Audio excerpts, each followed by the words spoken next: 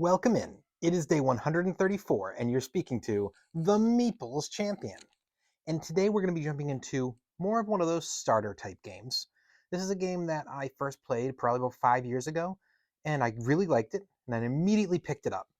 And since then, I've had some regrets. Not because I think the game is bad, but because I think it was a little bit too basic for me, and for my level at the time, I probably should have realized it wasn't going to last long for me. That game is Splendor. Now, in Splendor, the idea is that this is essentially a resource game. You, on your turn, get to have a few different options.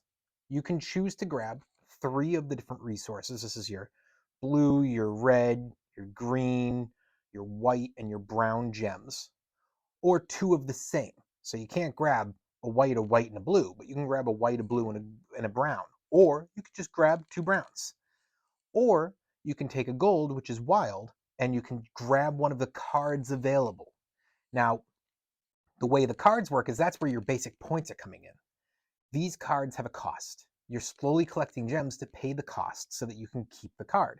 So every card's going to come with it representing a gem, meaning going forward, normally you can only collect from the actual available gems 10 at a time. And at the end of your turn, you discard back down to 10. But when you get a card, it permanently increases your gem count on the side. So that means if you get one with a white gem on it, you always, on the next turn, if you choose to buy, minus a white gem off the cost.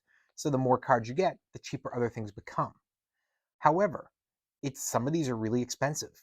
You're paying small amounts at the bottom so you get the gem, but you're not getting any points. And then in the middle, you're paying a little bit more, but you're getting some points. And at the top, you're paying a lot and you're getting a lot of points. So sometimes you see something at the top that you're working towards, and you may get there and somebody else might snake it right before you. So a way around that would be you grab a gold for the wild and you grab that card. You don't own it yet, but it goes into one of your three reserve spots, and now that is your card only to complete. You can only have three cards reserved, just like you can only have 10 resources held, but that gives you your own little market that you can work towards.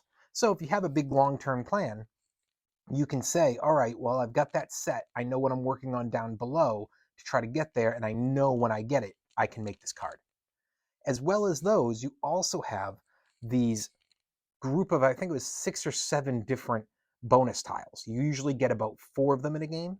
And the way those work is, as you're getting the cards to represent gems, the permanently held gems will have a payout saying the first person who has like 4 of the white and 4 of the brown will get this for 3 points. And they have different combinations of either, 2 huge amounts for 2 gems or 3 mediocre amounts for 3 gems. And you're slowly trying to build up towards these.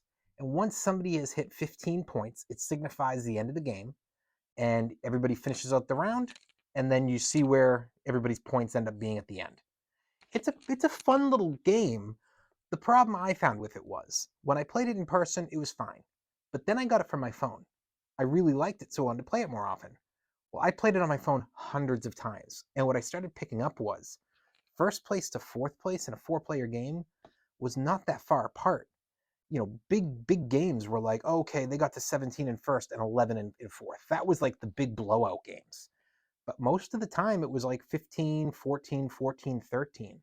And while it's fun to kind of be in it that way, it also makes it feel like the game's kind of predetermined, so long as you aren't, just completely brand new or really bad at looking at patterns. You kind of have a set thing for what you choose to do in the first couple turns that tells you what you're doing. And I feel like a lot of the decisions kind of pulled out for you. It's not like you're looking at it and you go, okay, A, B, or C will work. You're looking at it and you're like, oh, well, I already did these couple things, so now A's my way. B's my backup route, but it's not as good, so I'm really trying to keep to A. And you just keep on hitting A. And what ends up being is that when two people run into the same situation of like, they both needed this particular card, whoever got it first, the second person's probably the one dropping down now to second or third or fourth place. I just found it frustrating in that way, and maybe that was just because I played it on the phone game. Maybe that took away from what was supposed to be a really good experience when it came to that. The in-persons, I mean, I played this in person a bunch, 3-player, and I never felt like anybody got blown out there, but I did feel like it was a little more fun. So maybe not having that actual physical in-person competition is what made me realize that there was like I don't want to call it a flaw, but that there was a little bit less competition than I thought there should have been in the game, a little bit less choice. But why don't we jump in? Let's judge us on our 7 categories and let's see where this really ranks for us.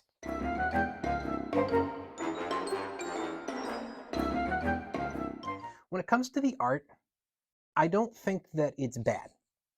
But to me, I mean, this is a nice little box. It stands out. You know, I think that they use good coloring, and I think that the cards inside kind of do the same thing. I think this is just passable enough. It's just not impressive to me. I'm going to give it a thumbs up, but it's a weak one. It's one of those games where I'm like, I can't fail you, but I'm not excited about you.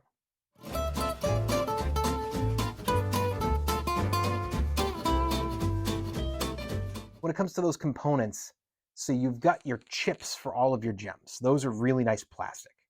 Then you've got these cardboard for your bonus tiles, and those are good. And then you've got a flimsy type setup for the cards that you're actually building during the game. And I think that overall, these are good components. I would actually say when you look at those 3, I would say that one of them is a giantly, really top of the line component. One of them's a really, really good component. One of them's good. It's not bad at all. It's fine. So I'm going to give it a thumbs up.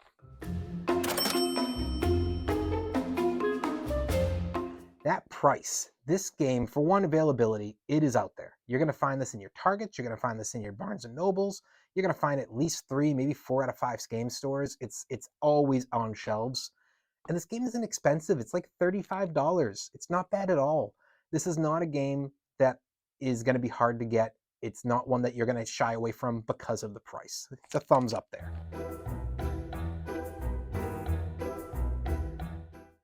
Your difficulty. So, as I was talking about before, it is tough with this game because I feel like it's kind of straightforward and basic.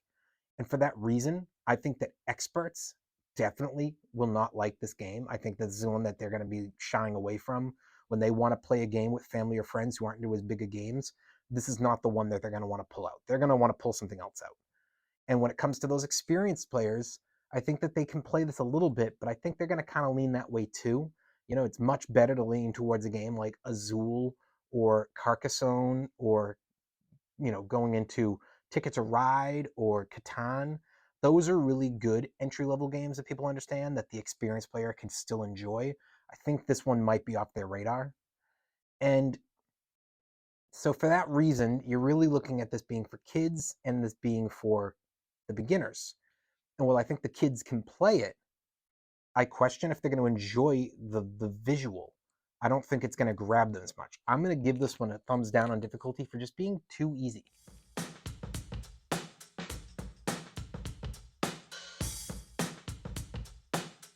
The replayability is this game is supposed to be played a bunch at once. It's not a long game.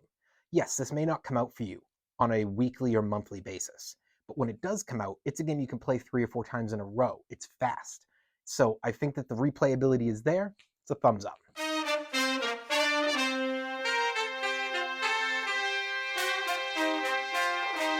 The keys to victory. As I mentioned before, you know, there's a couple different things you look at. Yes, I don't feel like there's a lot of options sometimes, but at the same time, your keys to victory are judged on what they've preset out there for you.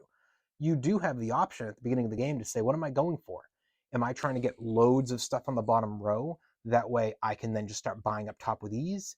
Am I trying to build up my actual chips early so I can go out and I can quickly buy, you know, a really expensive card that's worth some major points? Am I trying to work towards the bonuses? Is that my goal? And I'm basically ignoring the top row. There are keys to victory here. I don't feel like they're always all available to you. And I feel like it's kind of a hard race because a lot of people aren't paying attention to the true count of gems in the other people's collections. So sometimes you don't realize where you are, but that's not a game problem. That's a person problem. So I have to give this the passing of a thumbs up because maybe it's just the laziness on the part of me and other players as to why we don't always know where we are.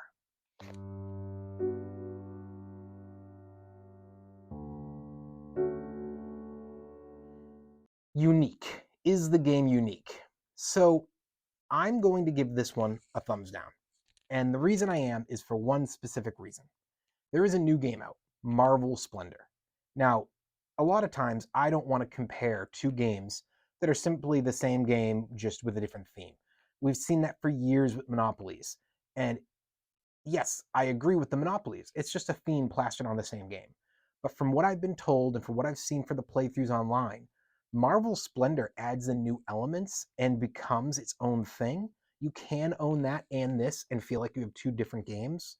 But if you want to own them both, you have to realize that Marvel Splendor does everything that Splendor does. It just has extra.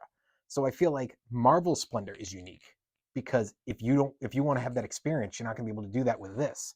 But this is not unique because if you want this experience, you can do it in Marvel Splendor. So I'm going to have to give it the thumbs down there and move on to what we think overall. Overall, this is not a game I think you have to own. I don't think you have to buy it. I don't think you have to play it. If you want to try it, go for it. But to me, it's not one required. It's just not that important. That being said, it's up to you to decide what games you want to try. Maybe you like the idea of these kind of resource games and buying of the gems. This might really grab you, and if it does, go try it out. Nothing hurts when it comes to trying out new games. I'll always support somebody wanting to try out a game that grabs their eye. Well, that's just my opinion, but here we are. It's been day 134. We've been talking about the game Splendor, and you've been speaking to the Meeples Champion. Like, share, subscribe, and check down below in the description. I'll be adding in an Amazon link in case you want to get this game for your collection. Until next time, I'll talk to you tomorrow.